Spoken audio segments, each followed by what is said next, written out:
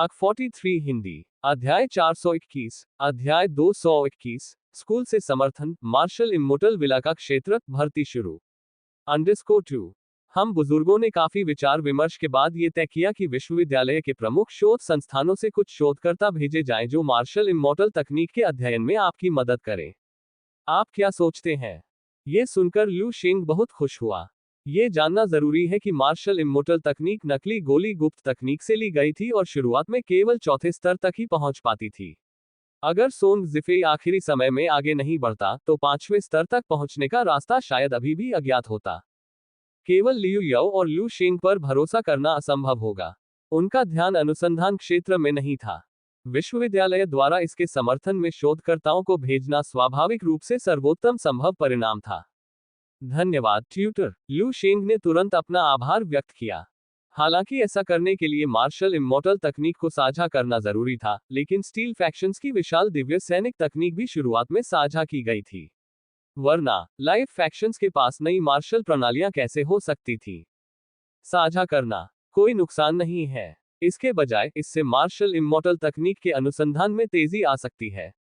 जहां तक फायदों की बात है, मार्शल इमोर्टल तकनीक के संस्थापक होने के नाते निस्संदेह उन्हें बड़ा मुनाफा मिलेगा। ऐसी स्थिति में हम शीघ्र ही व्यवस्था कर देंगे और वे सीधे आपको ढूंढने आ जाएंगे, कोंग जियान ने मुस्कुराते हुए कहा। कुछ अनौपचारिक बातचीत के बाद सभी लोग धीरे धीरे तितर बितर हो गए। गुमो भी चला गया। इस बार वह नई मार्शल तकनीक से जुड़े मुद्दों के सिलसिले में अग्रिम पंक्ति से लौटा था।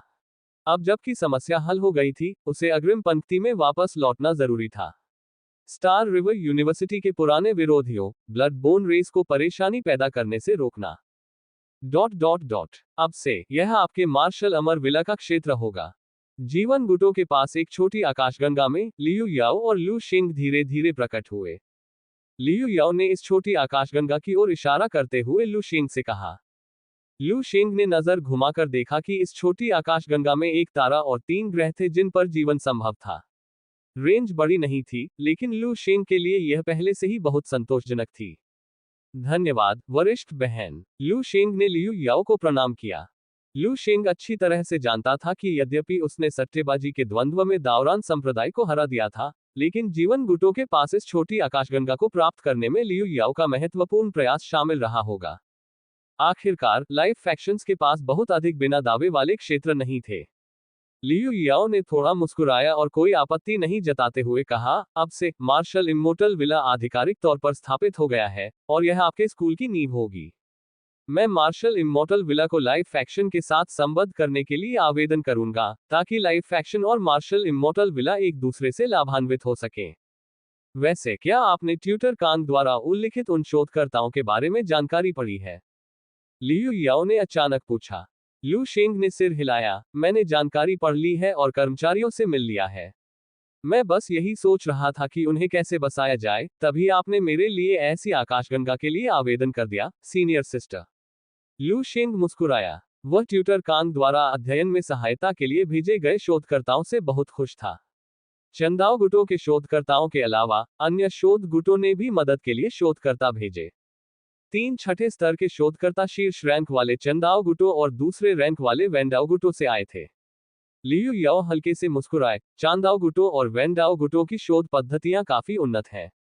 हालांकि आपके द्वारा दावरान संप्रदाय के विरुद्ध द्वंद्व युद्ध जीतने के बाद हमारे जीवन गुट स्टार रिवर विश्वविद्यालय के स्कूलों में 7वें स्थान पर पहुंच गए हैं और शोध गुटों में 3रे स्थान पर हैं। लियू याओ मुस्कुराए। रैंकिंग में बढ़ोतरी का मतलब था कि लाइव फैक्शंस को ज्यादा स्कूल संसाधन मिल सकते थे। इस बार उसने सही दांव लगाया था। हालांकि ऐसा लग सकता है कि लू शेंग को द्वंद्व युद्ध से सबसे अधिक लाभ हुआ, लेकिन जीवन गुटों को भी इस घटना से बहुत लाभ हुआ। दोनों के चेहरे पर एक गहरी मुस्कान थी। लू शेंग ने उस छोटी सी आकाशगंगा को देखा तो उसकी आंखों में पुरानी यादें ताजा हो गईं। एक समय मैं तियान की तारे पर एक सुदूर शहर में रहता था। अब मैं एक पूरी छोटी आकाशगंगा को नियंत्रित कर सकता हूं। लू शेंग ने आह भरी। लियू याओ ने लू शेंग की ओर देखा और मानो कुछ याद करते हुए धीरे से कहा, स्कूल बनाना कोई ऐसी चीज नहीं है जिसे आप रातों रात हासिल कर सकते हैं। मार्शल इमोर्टल विला का आगामी उद्घाटन आपके लिए एक ठोस नींव रखेगा।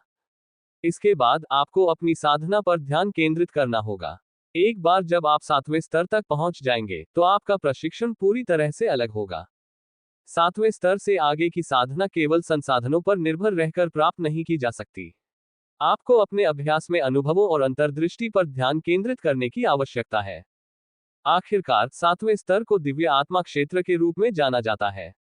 ये सुनकर लू शिंग ने सिर हिलाया। ठीक है, मैं जल्द ही लाइव फैक्शंस में मार्शल इमॉर्टल विला के बारे में एक घोषणा जारी करूंगा। जो लोग इसमें शामिल होना चाहते हैं वे आ सकते हैं, लियू याओ ने कहा, और फिर उसकी आकृति छोटी आकाशगंगा से गायब हो गई। लू शेंग मुस्कुराए और अन्य शोध समूहों के शोधकर्ताओं से मिलने के लिए चले गए। लाइव फैक्शंस के आंतरिक नेटवर्क के भीतर मार्शल इमॉर्टल विला की घोषणा की गई। घोषणा के अनुसार चौथे स्तर से नीचे के मार्शल आर्टिस्ट ये चुन सकते हैं कि वे इसमें शामिल होना चाहते हैं या नहीं, लेकिन चौथे स्तर और उससे ऊपर के लोगों को लाइव फैक्शंस से आंतरिक अनुमोदन की आवश्यकता होगी। इस खबर से लाइव फैक्शंस के कई छात्र उत्साहित हो गए। आपको पता होना चाहिए कि मार्शल इमॉर्टल विला लू शेंग द्वारा बनाया गया था, और यह अभी भी लाइव फैक्शंस से संबद्ध है। लू शेंग वर्तमान में लाइव फैक्शंस का वरिष्ठ भाई है। कोई भी छात्र जो स्टार रिवर यूनिवर्सिटी के बारे में बहुत कुछ जानता है, वह मार्शल इमॉर्टल विला की स्थापना के पीछे लू शेंग के इरादों का अनुमान लगा सकता है। कुछ समय के लिए जीवन गुट चर्चाओं से गुलजार रहा, लेकिन लू शेंग अन्य गुटों द्वारा मार्शल इमॉर्टल विला में भेजे गए शोधकर्ताओं का स्वागत करने में व्यस्त थे तथा उन्हें विला के भीतर जीवन ग्रह पर बसाने में व्यस्त थे। हम स्कूल के आदेश पर मार्शल इमॉर्टल स्कूल की स्थापना में आपकी सहायता करने के लिए यहाँ आए हैं।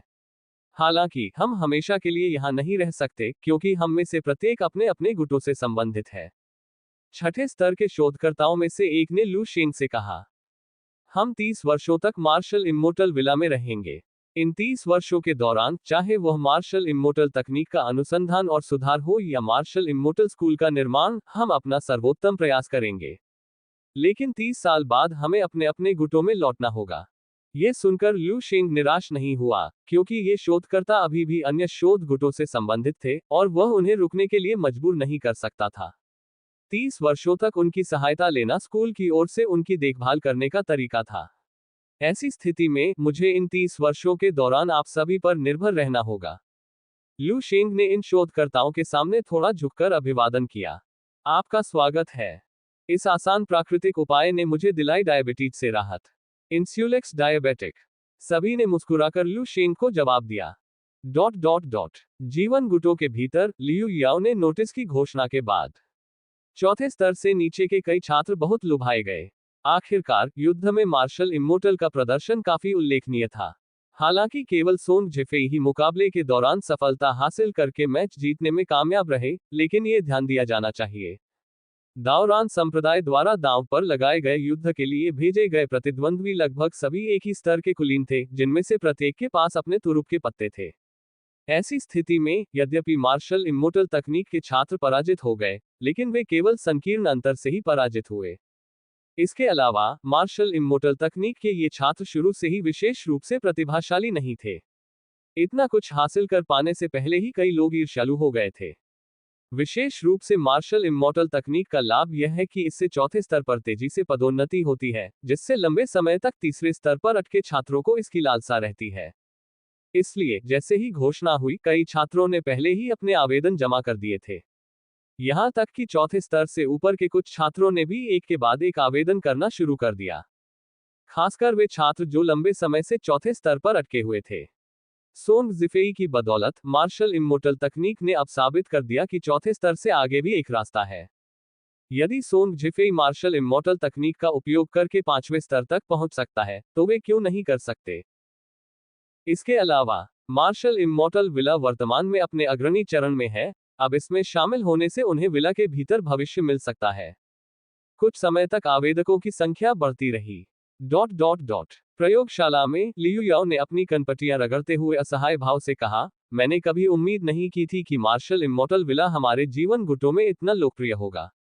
या यूं कहें कि आप जीवन गुटों में लोकप्रिय हैं। लियू याओ को यह अच्छी तरह पता था कि मार्शल आर्ट्स अकादमी में आवेदन करने वाले कई लोग लू शेंग की वजह से वहां आए थे। लू शेंग मुस्कुराया और कहा, वरिष्ठ बहन, क्या आप मुझे सूची दिखा सकती हैं? लू शेंग काफी उत्सुक था क्योंकि मार्शल इमॉर्टल विला भविष्य में उसकी शक्ति का आधार होगा। स्वाभाविक रूप से उसने इस पर पूरा ध्यान दिया। यकीनन तुम यहाँ चलो। लियू याओ ने अपनी कलाई घड़ी घुमाई और सूची लू शेंग को भेज दी। लू शेंग ने सूची प्राप्त की और उसकी सावधानीपूर्वक जांच की। हाँ, थोड़ी देर बाद लू शेंग के चेहरे पर आश्चर्य की झलक दिखाई दी, क्योंकि उसने सूची में कई परिचित नाम देखे। दुबाई, यांग झेन्युन, लियू कियान। वरिष्ठ भाई दुबाई। लू शेंग ने दुबाई के आवेदन पत्र पर नजर डाली और उसके चेहरे पर मुस्कान आ गई। पिछले कुछ वर्षों में दुबई बाई ने लाखों क्रेडिट पूरी तरह से चुका दिए थे, और बिना किसी चिंता के दुबई बाई की प्रगति आश्चर्यजनक थी। वर्तमान में दुबई 5वें स्तर के अंतिम चरण में पहुंच चुका था, और विशालकाय दिव्य सैनिक तकनीक में अपनी प्रतिभा के साथ विशालकाय दिव्य सैनिक के साथ वह एक बहुत ही दुर्जय शक्ति बन गया।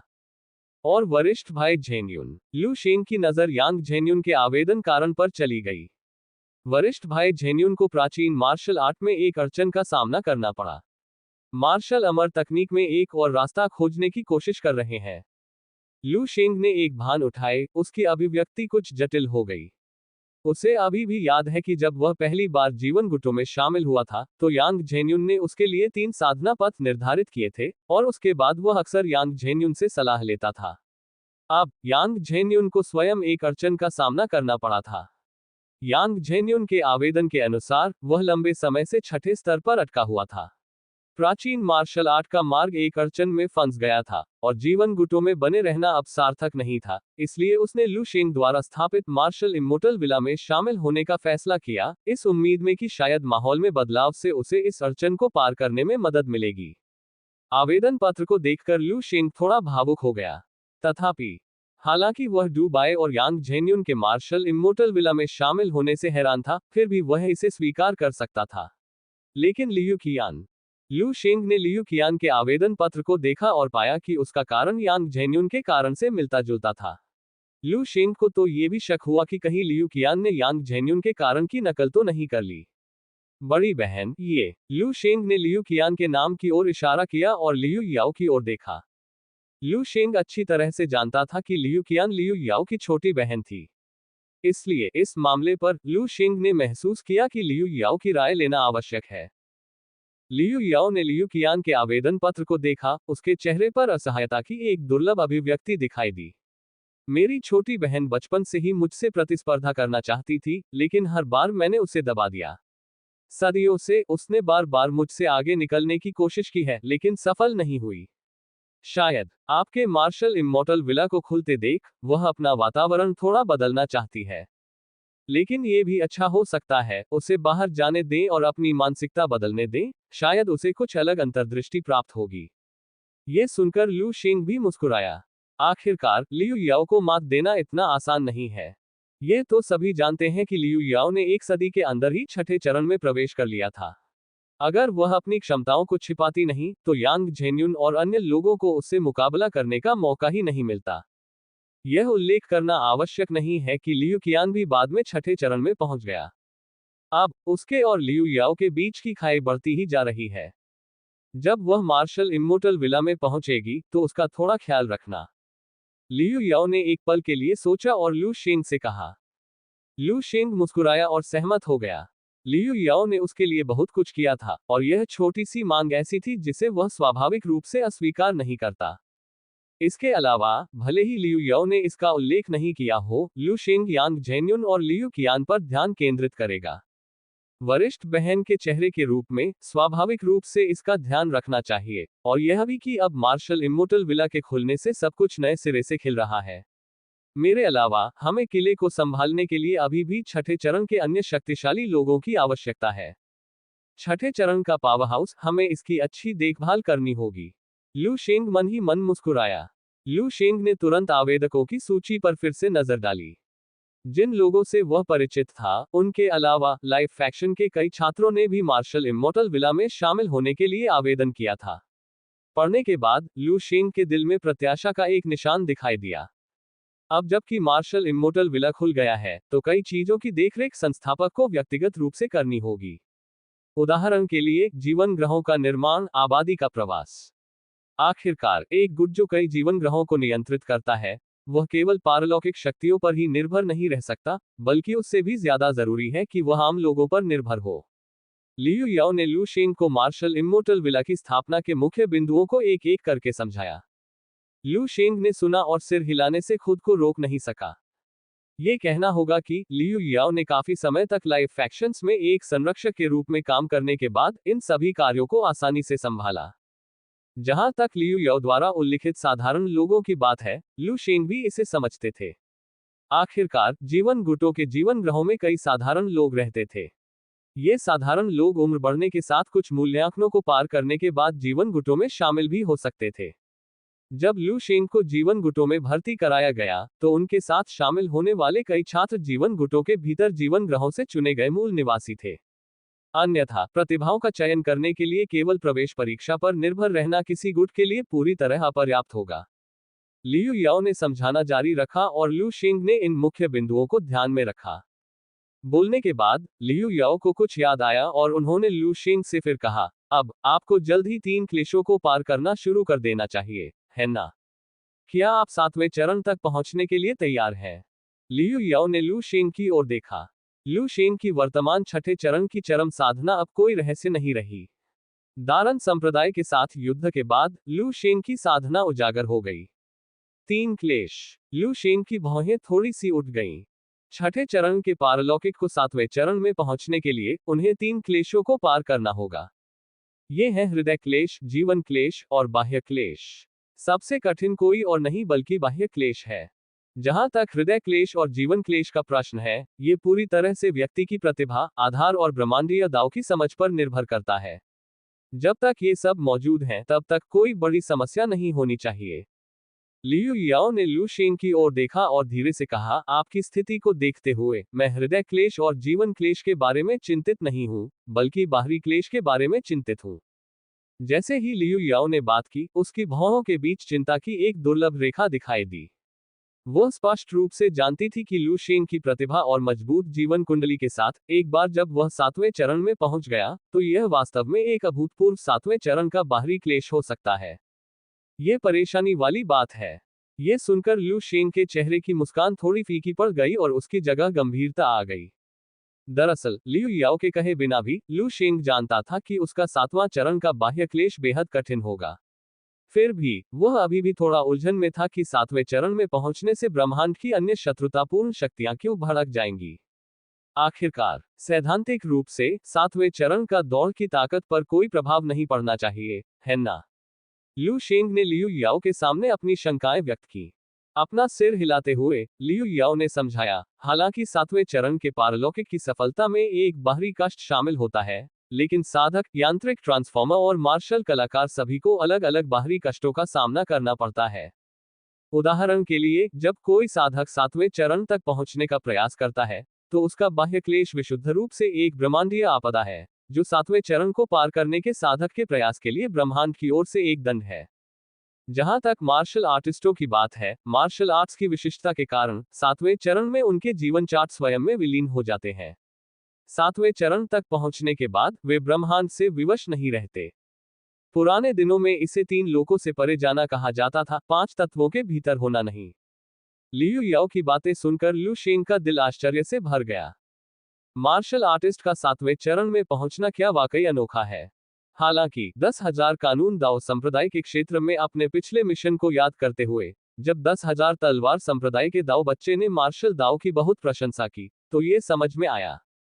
लियू याओ के विवरण के साथ लू शेंग को और अधिक महसूस हुआ कि मार्शल आर्टिस्ट सिस्टम सरल नहीं था।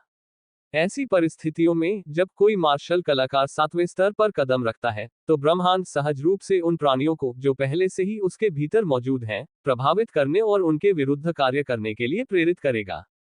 मानव संघ की शत्रुतापूर्ण ताकतों के लिए एक मार्शल कलाकार का बाहरी कष्ट एक अवसर बन जाता है। वे इस अवसर का उपयोग मार्शल कलाकार प्रतिभा को उसके जन्म के समय ही मार डालने के लिए करेंगे।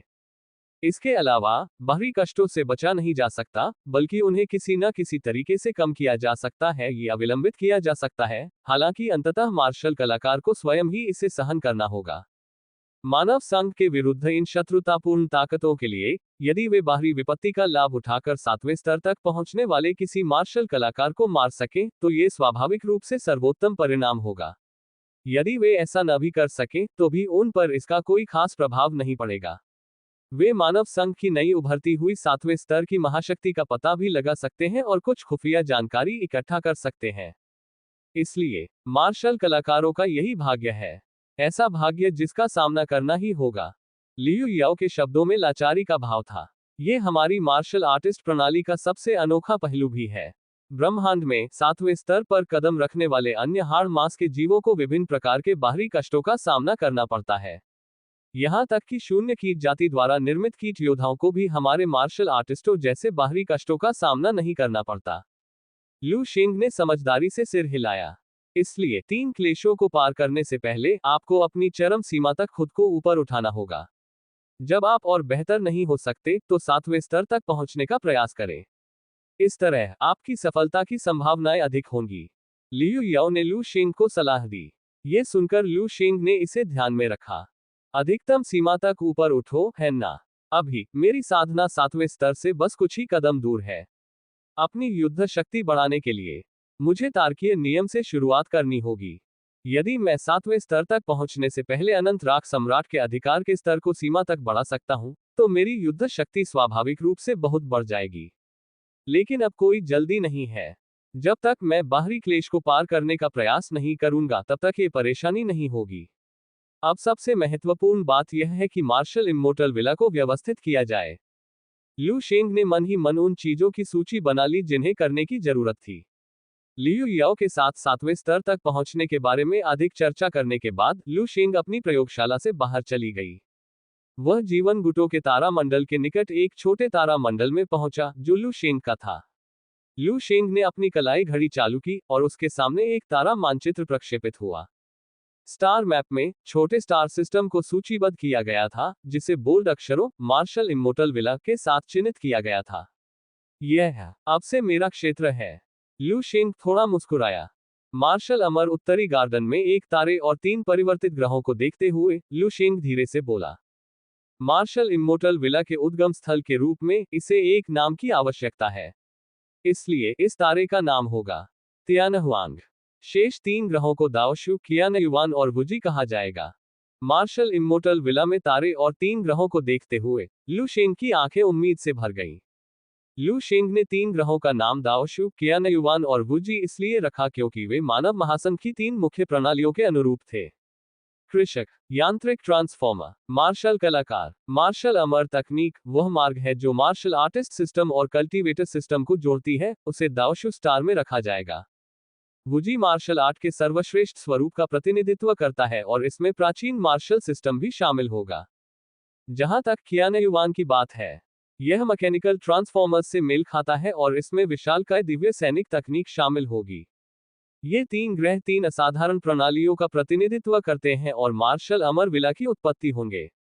एक दिन मार्शल इम्मोर्टल विला का नाम पूरे मानव संघ और यहां तक कि पूरे ब्रह्मांड में गूंजेगा। शायद किसी दिन मार्शल इम्मोर्टल विला के ये 3 ग्रह सभी ब्रह्मांडीय जीवन रूपों के मन में पवित्र स्थान बन जाएंगे। दाओशु, कियानयुआन और वुजी को देखते हुए लू शेंग के दिल में महान महत्वाकांक्षा की लहर उमड़ पड़ी। हाँ, ऐसा ही होगा, लू शेंग ने धीरे से अपने दिल में कहा। लाइफ एक्शन से संबंधित एक अंतरिक्ष स्टेशन पर लू शेंग ने अपने सामने खड़ी घनी भीड़ को देखकर मुस्कुराया। ये मार्शल इम्मोर्टल विला में लोगों का पहला समूह है। लोगों द्वारा विशेष रूप से व्यवस्था बनाए रखने और उपस्थिति दर्ज करने के कारण लू शेंग को राहत महसूस हुई और वह सीधे डू बाय और अन्य लोगों को खोजने के लिए चला गया। वरिष्ठ भाई डू बाय। लू शेंग ने डू बाय की ओर हाथ हिलाया और मुस्कुराते हुए कहा, वरिष्ठ भाई, अब जब आप मार्शल इम्मोर्टल विला के संस्थापक हैं, एक गुट की स्थापना कर रहे हैं, तो मैं उस उपाधि को सहन नहीं कर सकता। डू बाय ने चिढ़ाते हुए कहा। जीवन गुटों में उनका रिश्ता कोई रहस्य नहीं था। वह घटना जब डू बाय ने लू शेंग को विशाल दिव्य सैनिक दिया और लू शेंग ने बदले में उसे 6ठे स्तर का दिव्य आत्मा फल दिया, जीवन गुटों में दोस्ती की एक प्रसिद्ध कहानी बन गई थी। इसलिए अब लू शेंग के चारों ओर इतनी प्रसिद्धि होने के बावजूद डू बाय अभी भी उसके साथ बराबरी के स्तर पर बातचीत कर सकता था। कोई बात नहीं, सीनियर भाई डू बाय ने उस समय मेरी बहुत मदद की थी। लू शेंग थोड़ा मुस्कुराया और फिर उसने देखा कि यांग झेन्युन और लियू कियान आ रहे हैं। वरिष्ठ भाई झेन्युन, वरिष्ठ बहन लियू कियान। लू शेंग ने उनका अभिवादन किया। अब से हमें आपकी, मार्शल इम्मोर्टल विला के संस्थापक की देखभाल की आवश्यकता होगी। झेन्योन मुस्कुराया और बोला, हालांकि उसके शब्दों में भावुकता का स्पर्श था। 100 साल पहले लू शिंग एक छोटा लड़का था जो अभी अभी लाइव फैक्शंस में शामिल हुआ था और उसे मार्शल आर्ट के मार्ग पर मार्गदर्शन की जरूरत थी। अब एक ही छलांग में वह एक फैक्शन का संस्थापक बनने वाला था। किसी तरह इससे यांग झेन्युन की भावनाएं थोड़ी जटिल हो गईं। उसके बगल में लियू कियान, शायद इसलिए कि लियू याओ मौजूद नहीं थी, अपने शरारती स्वभाव में लौट आई थी। हर मोड़ पर उसे गुरु कहकर बुला रही थी, जिससे लू शिंग थोड़ा अभिभूत हो गया था। सौभाग्य से बुनियादी निर्माण के पहले बैच के लिए मार्शल इमोर्टल विला की ओर जाने वाले कर्मचारी पहले ही इकट्ठा हो चुके थे, जिससे लू शेंग लियू कियान के चंगुल से बच निकलने में सफल हो गया। लू शेंग को जल्दी से भागते हुए देखकर लियू कियान ने अपना मुंह ढक लिया और हंसते हुए कहा, हमारे गुरु की चमड़ी वाकई बहुत पतली है। यांग झेन्युन ने थोड़ा मुस्कुराया, कुछ नहीं कहा और जल्दी से उसके पीछे चला गया। मार्शल इमोर्टल विला के लिए लोगों के पहले समूह के एकत्रित होने के साथ ही 3000 से अधिक इंटरस्टेलर ट्रांसपोर्ट जहाज कुछ समय से अंतरिक्ष स्टेशन के बाहर इंतजार कर रहे थे। यद्यपि ये केवल पहला बैच था, फिर भी लोगों की संख्या आश्चर्यजनक रूप से 30 मिलियन तक पहुंच गई थी। लू शेंग ने अपनी कलाई घड़ी पर डेटा देखा। 30 करोड़ लोग, सभी ट्रांसेंडेंट्स हैं, लेकिन बहुसंख्यक अभी भी निम्न स्तरीय ट्रांसेंडेंट्स हैं। उनमें से केवल 10 लाख ही टियर 3 और उससे ऊपर के हैं, और वे सभी लाइव फैक्शन के छात्र हैं। हालांकि ये पहले से ही सबसे बड़ी मदद है जो लाइव फैक्शन मुझे दे सकते हैं। आखिरकार वे मेरे मार्शल इमोर्टल विला के लिए लाइव फैक्शन को खाली नहीं कर सकते। लू शेंग मुस्कुराया और कहा, इन 3 करोड़ लोगों में जीवन गुटों के छात्रों के अलावा जीवन गुटों के मूल निवासी पारलौकिक लोग भी थे। वे लू शेंग के पीछे मार्शल अमर विला की ओर चल पड़े, इस उम्मीद में कि मार्शल अमर विला के जरिए उनका भविष्य सुरक्षित हो जाएगा। आखिरकार किसी सेना में तब शामिल होना जब वह अभी स्थापित हो रही हो, बाद में शामिल होने से बहुत अलग है। लू शेंग ने धीरे से अपनी नजर कलाई घड़ी से हटाए और अंतरिक्ष स्टेशन में भीड़भाड़ वाले लोगों को देखा, धीरे से अपना मुंह खोला। जहाजों पर चढ़ो, मार्शल इमोर्टल विला की ओर चलो। लू शेंग की आवाज पूरे अंतरिक्ष स्टेशन में गूंज उठी। पहले से तैयार लोग पास के अंतरतारकीय यानों की ओर बढ़ने लगे। जल्द ही उनके व्यवस्थित रूप से सवार होने के कारण 3000 अंतरतारकीय परिवहन जहाज पूरी तरह से भर गए। लू शेंग तब 3000 अंतरतारकीय परिवहन जहाजों के सामने आया, लोगों को मार्शल अमर विला तक ले जाने के लिए तैयार। इस समय लियू याओ की आकृति धीरे धीरे ब्रह्मांडीय शून्य में प्रकट हुई, जिससे एक अत्यंत शक्तिशाली जीवन शक्ति उत्सर्जित हुई जो पूरे ब्रह्मांडीय शून्य में फैल गई। जीवन गुटों के प्रत्येक ग्रह पर जीवन गुटों के छात्र एक के बाद एक बाहर निकले, सभी एक साथ लू शेंग की ओर देख रहे थे। वरिष्ठ भाई लू शेंग को सुखद यात्रा की शुभकामनाएं। कृपया वरिष्ठ भाई लू शेंग हमारे जीवन गुटों को गौरव प्रदान करें। जीवन गुटों के छात्र एक के बाद एक बोलते रहे, उनकी आवाजें एक साथ मिल रही थीं, बाघ की दहाड़ और अजगर की चीख की तरह गूंज रही थीं, जो पूरे ब्रह्मांडीय शून्य में गूंज रही थीं। उनकी विशाल आवाजें गूंज उठी। ये देखकर, ये सुनकर लू शेंग की अभिव्यक्ति भावुक हो गई। लियू याओ ने हल्के से मुस्कुराकर अपना हाथ बढ़ाया और स्वर्ग तक पहुंचने वाली बेल से एक हल्के हरे रंग की बेल का अंकुर निकला, जो जीवन गुटों के एक तारे को एक कोमल पौधे की तरह ढंक रहा था। लियू याओ ने बेल के अंकुर को तोड़ा, फिर अपने हाथ की एक लहर के साथ ऊर्जा की एक लहर ने बेल के अंकुर को घेर लिया और धीरे से उसे लू शेंग के सामने रख दिया। ये है। अपने सामने बेल के अंकुर को देखकर लू शेंग की आंखों में आश्चर्य का भाव झलक उठा। स्वर्ग पहुंचने वाली बेल की एक शाखा। हालांकि यह स्वर्ग पहुंचने वाली बेल जितनी शक्तिशाली नहीं है, लेकिन सावधानीपूर्वक साधना के साथ यह अंततः जीवन गुटों की स्वर्ग पहुंचने वाली बेल जितनी भव्य बन सकती है और कुछ 8 स्तरीय ब्रह्मांडीय जीवन रूपों से प्रतिस्पर्धा कर सकती है। लियू याओ की आवाज लू शेंग के कानों तक पहुंची। एक नया गुट बनाने के लिए हमेशा कुछ संसाधनों और अपनी विरासत की आवश्यकता होती है। लियू याओ के शब्दों ने लू शेंग को गहराई से प्रभावित किया। हालांकि अंततः मार्शल इमोर्टल विला ने लू शेंग को एक नया गुट स्थापित करने के लिए प्रेरित किया। लू शेंग को यह अच्छी तरह पता था कि चाहे अब या भविष्य में जब भी नया गुट स्थापित होगा, उसके और जीवन गुटों के बीच का बंधन नहीं बदलेगा।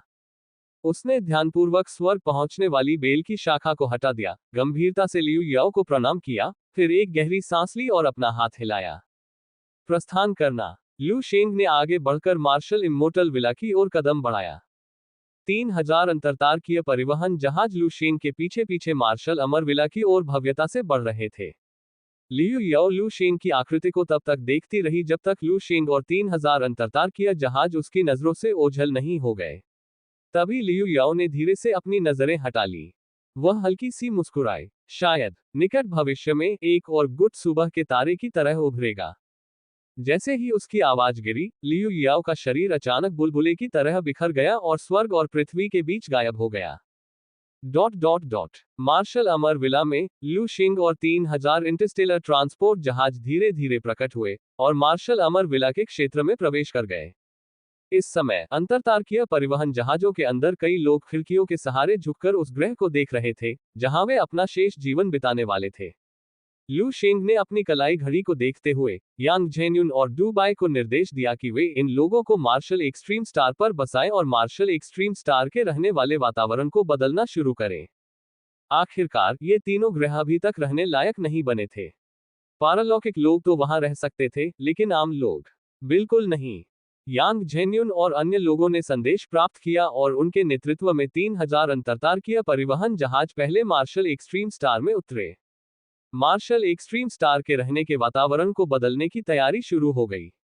किसी ग्रह को संशोधित करना जितना आसान है उतना ही कठिन भी है, क्योंकि आज मानव संघ की तकनीक पुराने युग की तुलना में अनगिनत गुना उन्नत हो गई है। लेकिन ये पूरी तरह सरल भी नहीं है। आखिरकार ग्रह परिवर्तन में वायुमंडल में परिवर्तन, ग्रह की घूर्णन गति में परिवर्तन तथा उन मामलों में भूमि पुनर्ग्रहण भी शामिल है जहां भूमि क्षेत्र अपर्याप्त है। कार्य सरल है, लेकिन विवरण अविश्वसनीय रूप से जटिल है। सौभाग्य से लू शेंग द्वारा लाए गए लोगों में से कई लोग विशेष क्षेत्रों में कुशल हैं, जिससे उचित टीम वर्क के तहत सब कुछ अच्छी तरह से समन्वित हो गया। लू शेंग ने देखा कि मार्शल एक्सट्रीम स्टार पर ट्रांसेंडेंट ने मार्शल एक्सट्रीम स्टार पर संशोधन कार्य शुरू करने के लिए इंटरस्टेलर ट्रांसपोर्ट जहाजों से यांत्रिक उपकरणों को उतारना शुरू कर दिया। लू शेंग ने सहमति में सिर हिलाया और फिर दिव्य दीप्ति तारे के पास पहुंचा। आकाशीय चमक तारे ने असाधारण रूप से तीव्र ऊष्मा तरंग उत्सर्जित की, जो इतनी गर्म थी कि यहां तक कि छठे स्तर के शीर्षस्थ पावरहाउस लू शेंग को भी जलन महसूस हुई। किसी तारे के भीतर की ऊर्जा किसी भी समूह के लिए अत्यंत महत्वपूर्ण होती है। यदि हम तारे से ऊर्जा का दोहन कर सकें, कम से कम अल्पावधि के लिए, तो तीनों ग्रहों को हजारों या यहां तक कि लाखों वर्षों तक ऊर्जा संसाधनों के बारे में चिंता करने की आवश्यकता नहीं होगी। बड़ी बहन, आपने मेरी बहुत बड़ी समस्या हल कर दी है। लू शेंग ने अपने भीतर के 5 तत्वों की छोटी दुनिया से स्वर्ग तक पहुंचने वाली बेल की एक शाखा निकालने से पहले मुस्कुराते हुए टिप्पणी की। स्वर्ग तक पहुंचने वाली बेल की शाखा से एक हल्की हरी चमक निकल रही थी, जिससे सूक्ष्म जीवन शक्ति निकल रही थी। लू शेंग मुस्कुराया। जीवन गुटों की नींव में से एक है स्वर्ग तक पहुंचने वाली बेल से निर्मित प्लांट डायसन स्फीयर, जो जीवन गुटों के भीतर विभिन्न ग्रहों तक तारों की ऊर्जा पहुंचाता है। जीवन गुटों को ऊर्जा संसाधनों की निरंतर आपूर्ति प्रदान करना। सबसे महत्वपूर्ण बात यह है कि एक बार स्वर्ग पहुंचने वाली बेल विकसित हो जाए, तो ये स्वर्ग पहुंचने वाली छोटी दुनिया को जन्म दे सकती है, जहां उन बहुमूल्य संसाधनों का उपयोग छात्रों को पोषित करने के लिए किया जा सकता है, जिससे जीवन गुटों को लगातार मजबूत किया जा सकता है। लू शेंग ने स्वर्ग तक पहुंचने वाली बेल की शाखा को दिव्य चमक तारे की सतह पर रखा। एक क्षण में ही स्वर्ग तक पहुंचने वाली बेल की शाखा को अपनी स्वयं की बुद्धि प्राप्त हो गई। उसने स्वयं को सीधे दिव्य दीप्ति तारे में समाहित कर लिया तथा उससे निरंतर ऊर्जा अवशोषित करना शुरू कर दिया। जैसे जैसे ऊर्जा निकाली गई, बेल की शाखाएं तेजी से बढ़ने लगी, मोटी और लंबी होती गईं। ये देखकर लू शेंग मुस्कुराया। इस दर से लगभग 100 वर्षों में स्वर्ग तक पहुंचने वाली बेल आकाशीय चमक तारे को पूरी तरह से घेर लेगी, जिससे एक प्लांट डायसन क्षेत्र बन जाएगा। तब तक मार्शल इम्मोर्टल विला को ऊर्जा संसाधनों के बारे में चिंता करने की जरूरत नहीं होगी। एक तारे की ऊर्जा 3 जीवन ग्रहों के लिए हजारों या दसियों हजार वर्षों तक बेरोकटोक उपयोग करने के लिए पर्याप्त होगी। लू शेंग ने अपना हाथ बढ़ाया और हल्के से स्वर्ग तक पहुंचने वाली बेल को छुआ, जिसने उसके स्पर्श को महसूस किया और आध्यात्मिकता की सूक्ष्म भावना के साथ उसकी हथेली पर धीरे से रगड़ने लगा। लू शेंग ने हंसते हुए कहा, निश्चिंत रहो, अपनी साधना से मैं निश्चित रूप से 1000 वर्षों के भीतर तुम्हारी शक्ति बहाल कर दूंगा। शायद आपकी मूल शक्ति से भी आगे निकल जाऊं। स्वर्ग तक पहुंचने वाली बेल ने लू शेंग के शब्दों को समझ लिया, जिससे उत्साह की भावना फैल गई और उसने दिव्य दीप्तिमान तारे से ऊर्जा का अवशोषण तेज कर दिया, जो स्पष्ट रूप से तेजी से बढ़ रहा था। लू शेंग की मुस्कान और अधिक तीव्र हो गई और उसकी आंखों में प्रत्याशा का भाव दिखाई देने लगा। अब आइए मार्शल इम्मोर्टल विला के सफल संशोधन की प्रतीक्षा करें। ये कहते हुए लू शेंग ने धीरे से दूर तक देखा। वहां लू शेंग ने जीवन शक्ति की एक शक्तिशाली लहर महसूस की। ब्रह्मांडीय प्राणी है ना। लू शेंग की आंखें झुक गईं, उसका शरीर टिमटिमा गया और वह दिव्य चमक तारे से गायब हो गया। यद्यपि martial immortal villa life factions के करीब है और स्टार रिवर स्टार सिस्टम के पीछे स्थित है, फिर भी आवारा ब्रह्मांडीय जीव कॉस्मिक शून्य में भटकते रहते हैं। यहाँ तक कि जीवन गुटों के भीतर भी कई ब्रह्मांडीय जीव परेशानी पैदा करते हैं और छात्रों को उन्हें खत्म करने के लिए कार्य सौंपे जाते हैं। लू शेंग की आकृति कॉस्मिक शून्य में प्रकट हुई, जो मार्शल एक्सट्रीम स्टार से हजारों किलोमीटर दूर था। वहां मगरमच्छ जैसा दिखने वाला एक ब्रह्मांडीय प्राणी एक विशाल क्षुद्रग्रह के पीछे छिपा था। उसकी नजरें मार्शल एक्सट्रीम स्टार पर टिकी थी, मानो उसे कोई खजाना मिल गया हो। टियर 6 कॉस्मिक प्राणी, आप संभवतः सबसे शक्तिशाली टियर 6 कॉस्मिक प्राणी हैं जिनसे मैंने मुलाकात की है। लू शेंग की शांत आवाज ब्रह्मांडीय प्राणी के पीछे से आई। एक क्षण में उस प्राणी के शल्क ब्लेड की तरह सीधे खड़े हो गए और उनसे अंतहीन तीक्ष्णता निकल रही थी। यह अफसोस की बात है, मैंने पहले ही कॉस्मिक दाव को समझ लिया है और टियर 6 अजय का खिताब हासिल कर लिया है। लू शेंग ने उदासीनता से कहा, धीरे से अपना हाथ उठाया। धमाका। एक सम्राट की मुहर अचानक ब्रह्मांडीय शून्य में प्रकट हुई, तेजी से नीचे उतर रही थी। छठे स्तर के ब्रह्मांडीय प्राणी को काले और सफेद सम्राट की मुहर द्वारा दबाए जाने से पहले प्रतिक्रिया करने का भी मौका नहीं मिला और न ही चीखने का मौका मिला। लू शेंग उस गिरे हुए प्राणी के पास गया, जिसकी आंखें भय से भरी हुई थीं, जबकि लू शेंग की अभिव्यक्ति शांत थी। बहुत बढ़िया, मार्शल इम्मोर्टल विला को कुछ अतिरिक्त संसाधनों की आवश्यकता है।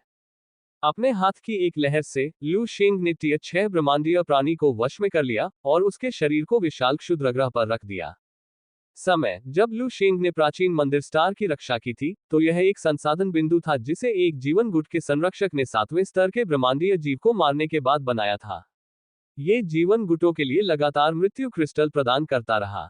अब लू शेंग भी प्राचीन मंदिर स्टार के गठन का अनुकरण करने के लिए तैयार था, ताकि मार्शल अमर विला के लिए एक छोटा संसाधन बिंदु बनाया जा सके। ये सब पूरा करने के बाद लू शेंग के शरीर से एक आभा फूट पड़ी, जिसने तुरंत ब्रह्मांडीय शून्य के भीतर ऊर्जा तूफान को भड़का दिया। मार्शल इम्मोर्टल विला क्षेत्र, बाहरी लोगों का प्रवेश वर्जित है। शांत आवाज ब्रह्मांडीय शून्य में गूंज रही थी, फिर भी यह एक निर्विवाद अधिकार से भरी हुई थी। ब्रह्मांडीय शून्य की दूरी में कई ब्रह्मांडीय जीव मार्शल अमर विला की ओर आशंका भरी निगाहों से देख रहे थे और बाद में लू शेंग की आवाज सुनकर पीछे हट गए। एक साल बाद लू शेंग ने धीरे धीरे अपनी आंखें खोली और दिव्य चमक तारे के बाहर डुबाई की उपस्थिति को महसूस किया। इस वर्ष स्वर्ग तक पहुंचने वाली बेल काफी बढ़ गई थी तथा इसने सेलेस्टियल ब्रिलियंस स्टार की सतह के 1% हिस्से को कवर कर लिया था। लू शेंग स्वर्ग तक पहुंचने वाली बेल के एक विशाल पत्ते पर पालथी मारकर बैठ गया। लू शेंग ने स्वर्ग तक पहुंचने वाली बेल से संपर्क किया, जो धीरे धीरे आगे बढ़ रही थी, जिससे एक मार्ग बन गया जहां से डू बाई अंदर चला गया। वरिष्ठ भाई डू बाई, क्या बात है? लू शेंग ने डू बाई की ओर देखा और मुस्कुराते हुए पूछा। डू बाई ने थोड़ा मुस्कुराते हुए लू शेंग की कलाई घड़ी को कुछ जानकारी भेजी और कहा, मार्शल एक्सट्रीम स्टार का परिवर्तन शुरू में पूरा हो गया है और वातावरण को सामान्य मानव निवास के लिए उपयुक्त बनाने के लिए संशोधित किया गया है। अब मार्शल एक्सट्रीम स्टार के भीतर 30 आवासीय क्षेत्र स्थापित किए गए हैं, जिनमें से प्रत्येक में 1 अरब लोगों को रहने की सुविधा है। क्या हमें जनसंख्या प्रवास का पहला बैच शुरू करना चाहिए? डू बाई ने पूछा। मार्शल इम्मोर्टल विला के निर्माण में कई सामान्य लोगों ने स्थानांतरण के लिए आवेदन किया था, लेकिन चूंकि मार्शल इम्मोर्टल विला के पिछले 3 ग्रहों को सामान्य मानव निवास के लिए संशोधित नहीं किया गया था, इसलिए लू शेंग ने शुरू में केवल ट्रांसेंडेंट को ही लाया। उन्होंने योजना बनाई कि जब सब कुछ तैयार हो जाएगा तो धीरे धीरे आम लोगों को वहां से हटाया जाएगा। क्या ये पूरा हो गया? लू शेंग ने डू बाई की बात सुनते हुए अपनी कलाई घड़ी पर लिखी जानकारी को देखा और थोड़ा आश्चर्य व्यक्त किया। गति लू शेंग की उम्मीदों से अधिक थी। लू शेंग ने एक पल के लिए सोचा, चलो पहले मार्शल एक्सट्रीम स्टार की जांच करते हैं। डू बाई मुस्कुराया, मुझे पता था कि तुम ऐसा कहोगे। फिर डू बाई ने नेतृत्व किया और दोनों ने मार्शल एक्सट्रीम स्टार में प्रवेश किया। एक उजाड़ ग्रह को देखना जो 30 मिलियन पारलौकिक लोगों के प्रवेश पर परिवर्तित हो गया था। मार्शल एक्सट्रीम स्टार में स्टील की इमारतें जमीन से ऊपर उठती हैं, पूरे ग्रह में साफ और सुव्यवस्थित सड़कें फैलती हैं। डू बाई ने कहा, फिलहाल मार्शल एक्सट्रीम स्टार का निर्माण केवल सतही स्तर तक ही पहुंचा है। हवाई निर्माण पूर्ण सतह परिवर्तन के बाद शुरू होगा, जब और अधिक लोग इसमें शामिल होंगे। लू शेंग ने सिर हिलाया, ग्रह को देखकर वह भावुक हो गया। तियान की स्टार से मैंने जीवन गुटों में प्रवेश किया, स्टार रिवर यूनिवर्सिटी में दाखिला लिया, और अब मैं 3 ग्रहों पर शासन करने वाला संप्रदाय नेता बन गया हूं। लू शेंग की भावनाएं अशांत थीं। चूंकि निर्माण कार्य पूरा हो गया है, तो चलिए जनसंख्या प्रवास शुरू करें। लू शेंग अचानक अपने विचारों से बाहर आया और डू बाई से बोला। डू बाई ने थोड़ा मुस्कुराया और फिर यांग झेन्युन और अन्य लोगों के साथ मार्शल एक्सट्रीम स्टार की जनसंख्या प्रवास पर चर्चा करने के लिए चला गया। लू शेंग ने मार्शल एक्सट्रीम स्टार पर एक और नजर डाली और फिर अपना प्रशिक्षण शुरू करने के लिए सेलेस्टियल ब्रिलियंस स्टार पर लौट आया। जनसंख्या प्रवास असाधारण रूप से सुचारू रूप से आगे बढ़ा। कई आम लोगों ने पहले ही मार्शल इम्मोर्टल विला में प्रवेश के लिए आवेदन कर दिया था। इसके अलावा मानव संघ में प्रारंभिक गृह विकास ने संघीय अंक प्रदान किए, जिसके लिए संप्रदाय के नेता लू शेंग को कार्य करना आवश्यक था। हालांकि ये संघीय बिंदु लू शेंग के लिए महत्वहीन थे। छठे स्तर के ब्रह्मांडीय जीव को मारने के बाद लू शेंग द्वारा बनाए गए संसाधन बिंदु ने अकेले ही 30 अरब साधारण लोगों का भरण पोषण करने के लिए पर्याप्त वार्षिक लाभ उत्पन्न किया। इस प्रकार जैसे ही मार्शल इम्मोर्टल विला के लिए जनसंख्या प्रवास योजना शुरू हुई, कई साधारण लोग अपने परिवारों को मार्शल इम्मोर्टल विला में बसने के लिए ले आए। जनसंख्या प्रवास योजना की सफलता के कारण डू बाई और अन्य लोगों ने तुरंत लू शेंग को खुशखबरी सुनाई। वर्तमान में मार्शल इम्मोर्टल विला के मार्शल एक्सट्रीम स्टार में पहले से ही 10 अरब सामान्य लोग बसे हुए हैं। इन लोगों के शामिल होने से मार्शल एक्सट्रीम स्टार की परिवर्तन क्षमता में काफी सुधार हुआ है। जैसे जैसे जनसंख्या बढ़ेगी, हमारा अनुमान है कि 10 वर्षों के भीतर मार्शल एक्सट्रीम स्टार को प्रारंभिक रूप से एक जीवन ग्रह के रूप में विकसित किया जा सकता है, जिसमें 300 अरब लोग रह सकेंगे। यांग झेन्युन ने मुस्कुराते हुए कहा।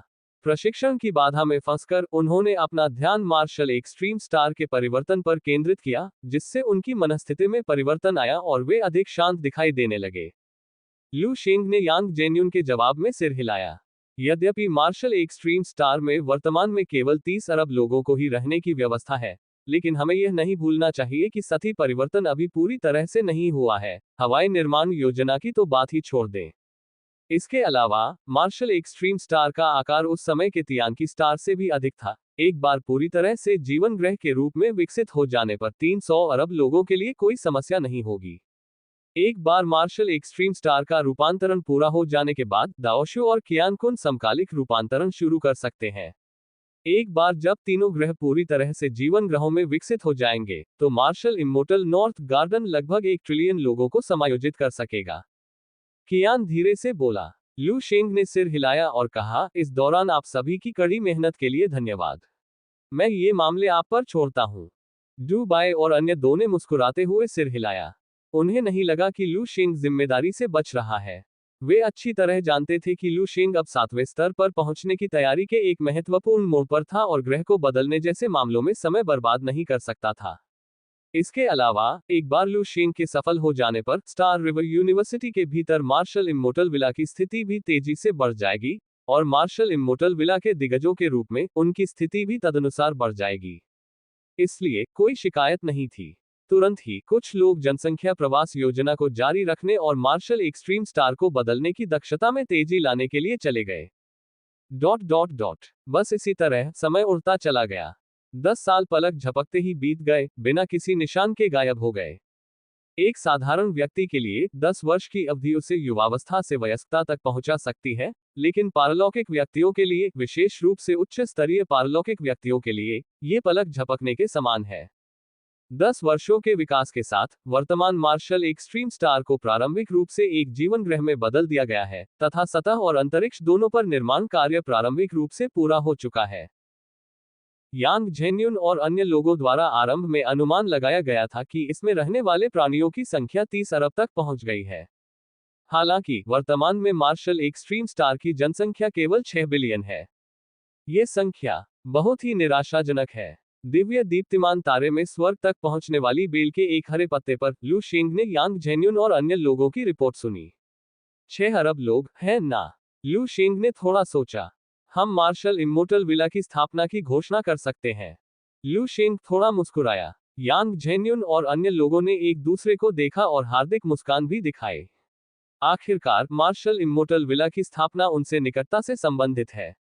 यह एक बच्चे की परवरिश करने जैसा है, उसे धीरे धीरे बड़ा करना, और अब आखिरकार उसके बड़े होने का समय आ गया है। हालांकि यह बच्चा अभी भी उन ऊंचे परिवारों से आए प्रतिभाशाली बच्चों से पीछे है। वे अभी भी गर्व से भरे हुए थे। लू शेंग ने एक कदम आगे बढ़ाया। उसकी आकृति मार्शल एक्सट्रीम स्टार के ठीक ऊपर प्रकट हुई, जो ग्रह पर सभी प्राणियों की दृष्टि में प्रकट हुई। सब लोग। जैसे ही लू शेंग की आकृति और आवाज मार्शल एक्सट्रीम स्टार में गूंजी, ग्रह पर रहने वाले सभी प्राणी उसकी ओर उत्कट निगाहों से देखने लगे। प्रशिक्षक लू शेंग। ये प्रशिक्षक लू शेंग है। प्रशिक्षक लू शेंग आ रहे हैं। क्या ये हो सकता है कि मार्शल इमोर्टल विला आधिकारिक तौर पर स्थापित होने जा रहा है? अनगिनत प्राणी उत्साह से बोले। लू शेंग के आगमन से उन्हें स्पष्ट रूप से अंदाजा हो गया कि क्या होने वाला है। निश्चित रूप से, जैसे ही लू शेंग की आवाज धीमी हुई, उसने उनके विचारों की पुष्टि कर दी। जिस दिन से हम यहां आए हैं, मार्शल इमोर्टल विला को पुनर्जीवित कर दिया गया है। अब जबकि मार्शल एक्सट्रीम स्टार पूरी तरह से एक जीवन ग्रह में बदल गया है, ये दर्शाता है कि हमारे मार्शल इमोर्टल विला को अंततः स्टार रिवर स्टार सिस्टम में अपना स्थान मिल गया है। लू शेंग की आवाज पूरे मार्शल एक्सट्रीम स्टार में गूंज उठी, जिससे सभी प्राणियों के भीतर एक भावनात्मक उछाल पैदा हो गया। आज मैं आधिकारिक तौर पर मार्शल इमोर्टल विला की स्थापना की घोषणा करता हूं। इन शब्दों पर मार्शल एक्सट्रीम स्टार में जयकार गूंज उठी। इसके साथ ही आज से ही मार्शल इमोर्टल विला अपने छात्रों के पहले बैच की भर्ती करेगा। इन वर्षों में लू शेंग उन लोगों को नहीं भूलेगा जिन्होंने मार्शल एक्सट्रीम स्टार में योगदान दिया है। मैं सभी को उनकी योग्यता के अनुसार पुरस्कृत करूंगा, ये सुनिश्चित करते हुए कि कोई अन्याय न हो। लू शेंग ने धीरे धीरे बोलते हुए अपनी आवाज के माध्यम से अपना उत्साह व्यक्त किया। इस बार मार्शल इमोर्टल विला का भर्ती कोटा 3 मिलियन निर्धारित किया जाएगा। जो भी मानदंड पूरे करेंगे, वे हमारी प्रवेश परीक्षा में भाग ले सकते हैं। इन शब्दों ने मार्शल एक्सट्रीम स्टार पर सभी प्राणियों के दिलों को और भी अधिक उत्साहित कर दिया। उनके लिए मार्शल एक्सट्रीम स्टार में आना वास्तव में मार्शल इमोर्टल विला में शामिल होने के समान था। अब चूंकि मार्शल इमोर्टल विला ने अपनी भर्ती शुरू कर दी थी, इससे उनमें आशा जगी। अपना भाषण समाप्त करने के बाद लू शेंग ने मार्शल एक्सट्रीम स्टार पर उत्साहित भीड़ को मुस्कुराते हुए देखा और फिर भर्ती का काम डूबाए और अन्य लोगों को सौंप दिया। भर्ती में अधिक समय नहीं लगा, मात्र 1 महीने में ही 3 मिलियन नए छात्रों का सफलतापूर्वक नामांकन हो गया। इन 3 मिलियन में से 2 मिलियन ने वर्षों से मार्शल एक्सट्रीम स्टार के विकास में योगदान दिया था और अपने योगदान का उपयोग लाइफ एक्शंस से संसाधन प्राप्त करने के लिए किया था, जिसके परिणामस्वरूप विभिन्न स्तरों पर सुधार हुआ। जब वे पहली बार मार्शल एक्सट्रीम स्टार पर आए थे, तब की तुलना में वे बहुत अधिक मजबूत हो गए थे। लोगों का ये समूह धीरे धीरे बढ़ेगा और भविष्य में मार्शल इमोर्टल विला का मुख्य आधार बन जाएगा। ये सब पूरा करने के बाद लू शेंग ने एक बार फिर यांग झेन्युन और अन्य लोगों को सेलेस्टियल ब्रिलियंस स्टार पर इकट्ठा किया। अब जबकि मार्शल इमोर्टल विला आधिकारिक रूप से स्थापित हो चुका है, हमारा मुख्य नुकसान हमारी जनसंख्या बनी हुई है। लू शेंग ने यांग झेन्युन और अन्य लोगों की ओर देखते हुए धीरे से कहा। एक शक्तिशाली गुट के लिए विशाल भूभाग और बड़ी जनसंख्या का होना आवश्यक है। जैसा कि कहा जाता है, मात्रा गुणात्मक परिवर्तनों की ओर ले जाती है। जनसंख्या जितनी बड़ी होगी, प्रतिभाओं के पोषण की संभावना उतनी ही अधिक होगी, जिससे मार्शल इमोर्टल विला में ताजा रक्त का निरंतर प्रवाह बना रहेगा। मार्शल इमोर्टल विला इस तरह से और अधिक मजबूत हो सकता है। यही कारण है कि शक्तिशाली गुटों और शैक्षणिक संस्थानों के पास व्यापक क्षेत्र है। आखिरकार, जितना बड़ा क्षेत्र होगा, उतनी ही अधिक जनसंख्या होगी। यहां तक कि असेंशन गुटों को, जो आम लोगों की बहुत कम परवाह करते हैं, अधिक यांत्रिक ट्रांसफॉर्मरों का उत्पादन करने के लिए अधिक जनसंख्या संसाधनों की आवश्यकता होती है। शून्य कीट जाति के 3000 विश्व इसका प्रमाण है। और अब मार्शल इमोर्टल विला के सामने सबसे बड़ी चुनौती यह है कि उनकी जनसंख्या बहुत कम है। फिलहाल जीवन गुटों के क्षेत्र में हमारे मार्शल इमोर्टल विला में आने के इच्छुक केवल ये 6 अरब लोग ही हैं। अगर हम जनसंख्या बढ़ाना चाहते हैं, तो हम केवल इन 6 अरब लोगों के प्राकृतिक प्रजनन पर ही निर्भर रह सकते हैं। समय के साथ जनसंख्या धीरे धीरे बढ़ेगी। इसके अलावा प्रवेश परीक्षाओं और अन्य भर्ती विधियों के माध्यम से हम धीरे धीरे मार्शल इमोर्टल विला की जनसंख्या भी बढ़ा सकते हैं। लू शेंग की आवाज धीमी होने के बाद डू बाई ने धीरे से बोलने से पहले एक पल के लिए सोचा। इसके अलावा हमें आपके प्रभाव का लाभ उठाने की आवश्यकता है। बोलते समय डू बाई ने लू शेंग की ओर देखा और मुस्कुराया। आपका वर्तमान प्रभाव पूरे 3 प्रमुख तारा प्रणालियों में गूंज रहा है। यह सुनकर यांग झेन्युन और अन्य लोगों ने मुस्कुराते हुए सिर हिलाया। दरअसल अकेले स्टार रिवर स्टार सिस्टम में ही लू शेंग ने स्टार रिवर गुटों के एक के बाद एक रिकॉर्ड तोड़ दिए और यहां तक कि श्वेत सम्राट ब्रह्म को भी जन्म दिया, जिससे उनका नाम पूरे स्टार रिवर स्टार सिस्टम में गूंज उठा।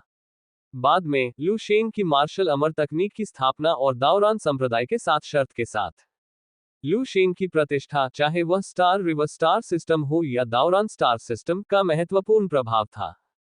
इसके अलावा इससे पहले फोर्जिंग स्टार सिस्टम के भीतर असेंशन गुटो और शून्य कीट जाति के साथ शर्त के दौरान लू शेंग ने छठे स्तर के युद्ध के मैदान पर जीत हासिल की, जिससे लू शेंग का नाम पूरे फोर्जिंग स्टार सिस्टम में फैल गया। आज मानव महासंघ की 3 प्रमुख तारा प्रणालियों की अग्रिम पंक्ति में लू शेंग की प्रतिष्ठा छठे स्तर के पारलौकिक लोगों में सबसे ऊपर कही जा सकती है। आपकी वर्तमान प्रतिष्ठा को देखते हुए यदि आप आगे आने को तैयार हैं तो निस्संदेह बहुत से लोग आपके पास आने को तैयार होंगे और यहां तक कि आपका अनुसरण भी करेंगे। डू बाई ने धीरे से कहा। डू बाई की बातें सुनकर लू शेंग ने एक पल के लिए थोड़ा विचार किया। ये वास्तव में एक अच्छा दृष्टिकोण है। इस समय सोंग जिफेई, जो चुप था, को मानो कुछ सूझा हो। उसने एक कदम आगे बढ़कर लू शेंग से कहा, गुरुजी, वास्तव में हम आरोही गुटों से शुरुआत कर सकते हैं। लू शेंग द्वारा मार्शल अमर विला की औपचारिक स्थापना के बाद से सोंग जिफेई द्वारा लू शेंग को संबोधित करने का तरीका वरिष्ठ भाई से शिक्षक में बदल गया था। लू शेंग ने अपनी भौं को थोड़ा ऊपर उठाया और सोंग जिफेई की ओर देखा, उसके आगे बोलने की प्रतीक्षा में। सोंग जिफेई ने शांति से कहा, शून्य कीट जाति के साथ अंतिम शर्त के बाद से कई साधारण प्राणी आरोही गुटों से असंतुष्ट हो गए हैं। और आरोही गुट इन साधारण प्राणियों की कोई परवाह नहीं करते, यहां तक कि निम्न स्तर के पारलौकिक लोग भी उनकी नजर में मात्र चींटियों के समान माने जाते हैं। इस वजह से हम उन लोगों को अपने साथ ले सकेंगे जो असेंशन गुटों से निराश हो चुके हैं, और उन्हें मार्शल इमोर्टल विला में बसा सकेंगे। इसके अलावा शून्य कीट जाति के साथ शर्त के बाद आरोही गुट एकांतप्रिय हो गए हैं। फोर्जिंग तारा प्रणाली के लोग एक के बाद एक अन्य तारा प्रणालियों की ओर पलायन करने लगे हैं। सोंग जिफेई की बात सुनकर लू शेंग थोड़ा हैरान हुआ। वर्षों से लू शेंग एकांत साधना में लीन थे और 7वें स्तर तक पहुंचने पर 3 क्लेशों का बेहतर ढंग से सामना करने के लिए अपने शाश्वत राग सम्राट के अधिकार के स्तर को बढ़ाने का प्रयास कर रहे थे। वह बाहरी मामलों के प्रति बहुत जागरूक नहीं था। आरोहण गुट। लू शेंग ने अपनी आंखें थोड़ी सिकोड़ ली और उससे असेंशन गुटों के उच्च स्तरीय पारलौकिक लोगों की याद आ गई, जिन्होंने शून्य की जाति के साथ शर्त के दौरान उन साधारण प्राणियों को ठंडी निगाहों से देखा था। स्पष्टतः वे उन साधारण प्राणियों को मानव नहीं मानते थे। लेकिन आरोही गुट लगातार क्यों सिकुड़ रहे हैं?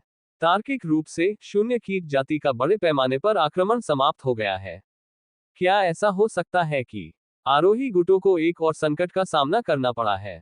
कुछ विचार विमर्श के बाद लू शेंग ने उत्सुकता से पूछा। लियू कियान ने समझाया, वर्तमान खुफिया जानकारी के आधार पर फोर्जिंग स्टार सिस्टम पर अन्य ब्रह्मांडीय जीवन रूपों द्वारा आक्रमण नहीं किया गया है। हालांकि इस अवधि के दौरान असेंशन गुट की रणनीति निरंतर संकुचन की प्रतीत होती है। वर्तमान में मानव संघ के विभिन्न क्षेत्रों से यांत्रिक ट्रांसफॉर्मरों को असेंशन गुटों से वापस बुलाने के आदेश प्राप्त हुए हैं। लेकिन वापस बुलाए जाने के बाद इन यांत्रिक ट्रांसफॉर्मरों को फिर से तैनात कर दिया गया है, जबकि पहले असेंशन गुटों के अधीन रहे क्षेत्रों में अब उनकी उपस्थिति नहीं देखी जाती है। सभी संकेत यही दर्शाते हैं कि बाहरी हस्तक्षेप के बिना भी समस्या संभवतः असेंशन गुटों के भीतर ही है। हालांकि समस्या वास्तव में क्या है, ये हमें नहीं पता। शायद मेरी बहन को पता हो। लियू याओ का उल्लेख करते हुए लियू कियान की अभिव्यक्ति बहुत शांत हो गई। जाहिर है, मार्शल इमोर्टल विला में अपने समय के दौरान लियू कियान ने आंतरिक रूप से कई चीजों को छोड़ दिया था और वह लियू याओ का सामना अधिक शांति से कर सकती थी। एस्केंशन गुटों में आंतरिक समस्याएं हैं। लू शेंग ने अपनी आंखें थोड़ी सिकोड़ ली और उस समय को याद किया जब वह तियान की स्टार पर लौटा था और चेन मुयुन को देवता के घृणित कार्य को मारने में मदद की थी।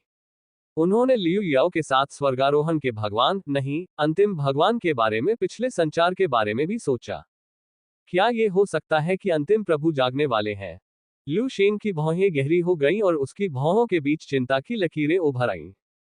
कुछ देर सोचने के बाद लू शेंग ने लियू याओ से पूछताछ करने का फैसला किया। आखिरकार जीवन गुटों की एक मार्गदर्शक और एक उत्कृष्ट 7वें स्तर की पारलौकिक होने के नाते वह शायद ज्यादा जानती होगी। आप सब जा सकते हैं।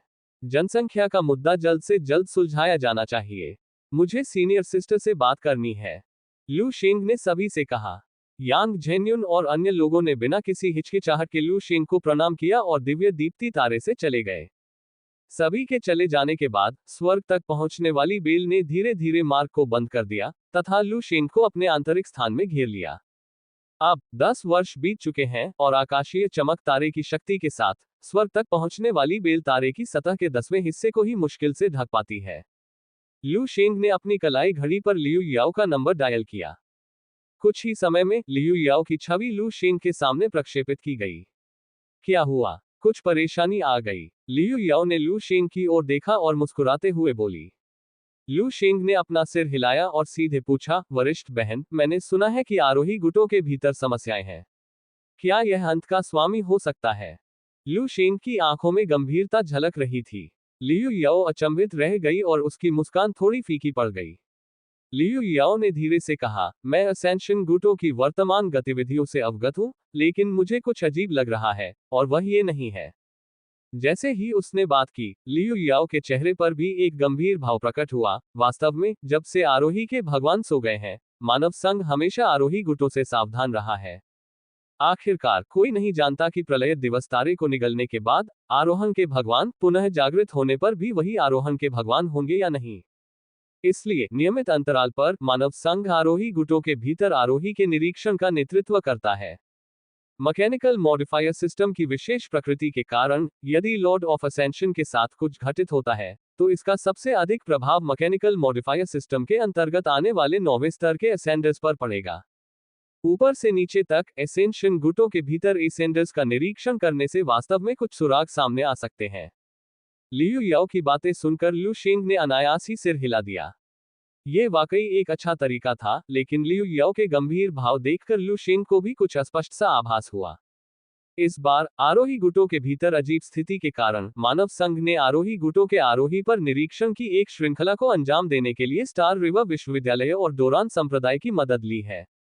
हालांकि मेरे लिए यह आश्चर्य की बात थी कि निरीक्षणों से यह पता नहीं चला कि आरोही भगवान से प्रभावित थे। ऐसी परिस्थितियों में कि आरोही लोग आरोही भगवान से प्रभावित नहीं थे और बाहरी शत्रुओं की अनुपस्थिति में उन्होंने फिर भी ये कार्य किए। ये कुछ हद तक हैरान करने वाला है। दुर्भाग्यवश मानव संघ की वर्तमान स्थिति भी बहुत अनुकूल नहीं है। आरोही गुटों की गतिविधियां अजीब हैं, लेकिन चूंकि निरीक्षणों के दौरान कुछ भी नहीं मिला, इसलिए मानव संघ के लिए आरोही गुटों पर गुप्त रूप से निगरानी रखने के लिए संसाधन आवंटित करना कठिन है। जब वह बोल रही थी, लियू याओ अपना सिर हिलाने से खुद को नहीं रोक सकी। तो स्वर्गारोहण के भगवान के जागने का कोई प्रमाण नहीं है। अजीब होने के बावजूद ये तथ्य है। लू शेंग लियू याओ की बातें सुनकर गहरी सोच में पड़ गया। एस्केंशन गुट, उनका असली इरादा क्या है? लू शेंग की आंखें थोड़ी सिकुड़ गईं, क्योंकि उसकी आंखों में एक अलग तरह की चमक चमक रही थी। ... इस बीच फोजिंग स्टार सिस्टम में एक विशालकाय यांत्रिक तारापिंड, जिसका आकार एक तारे के बराबर था, विशाल ब्रह्मांडीय शून्य में खड़ा था। यद्यपि यांत्रिक तारापिंड चुपचाप वहां तैर रहा था, फिर भी उसने अत्यंत भयावह ऊर्जा उत्सर्जित की, जिससे उसके चारों ओर हिंसक स्थानिक अशांति उत्पन्न हो गई। इस यांत्रिक तारापिंड के पास ग्रहों के आकार के यांत्रिक तारे स्थिर खड़े थे, जो किसी तारे के चारों ओर उपग्रहों के समान थे। ये ग्रह आकार के यांत्रिक तारे आरोही गुटों के आरोही थे। इस समय इन आरोहियों की आंखें धीरे धीरे खुल गईं, जो पूरी तरह से उत्कट भक्ति से भरी हुई थी। आरोहण के महान भगवान अंततः अपनी करुणा पूरे ब्रह्मांड में फैलाएंगे।